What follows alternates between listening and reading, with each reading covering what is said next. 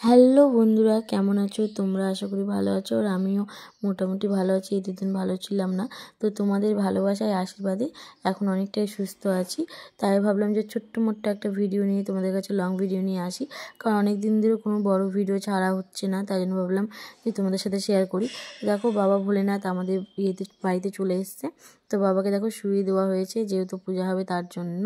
তো এই জায়গাটা ধুয়ে বাবাকে সুন্দর করে শুয়ে দেওয়া হয়েছে। তো তোমাদেরকে আরেকটা জিনিস দেখিয়ে দিই, যেহেতু সব যোগাযান্তি হচ্ছে, আগে থেকে জানতাম না যে বাবা আসতেছে, তাহলে জানলে আগে থেকে আরও বেশি আয়োজন করতে পারতাম।